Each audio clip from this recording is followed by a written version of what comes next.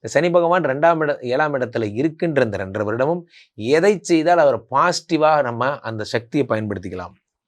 சனி கொடுத்தால் எவர் தடுப்பார், கொடுக்க சொல்லுங்க சனி பகவான், கொடுக்க சொல்லுங்க அப்படிங்கிற மாதிரி 7ஆம் இடத்துல இருக்கக்கூடிய சனி பகவான் என்னென்ன தருகிறார். இப்போ இந்த கடல் தாண்டி போற இந்த ஒரு விஷயம், இதை நன்றாக புரிந்து கொள்ளுங்கள்.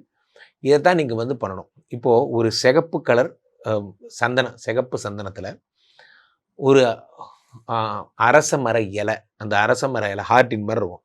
அந்த அரச மர இலையில ராம் அப்படின்னு எழுதணும். ராம் ராம் ராம் ராம்.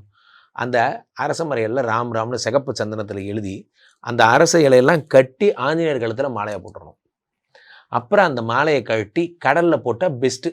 கடலில் போட்டால் கடல் தாண்டி எப்பொழுது ஆஞ்சநேயர் பறந்து போய் இப்படி சீதா பிராட்டியை பார்த்து சீதா பிராட்டியை கூட்டிகிட்டு வரதுக்கு ஏற்பாடு பண்ணாரோ, அந்த மாதிரி இந்த 7ஆம் இடத்துல சனி பகவான் வரும் பொழுது கடல் தாண்டி உங்களுடைய காதல் இருந்தாலும் அதை கொண்டு வந்து சேர்த்துவார்.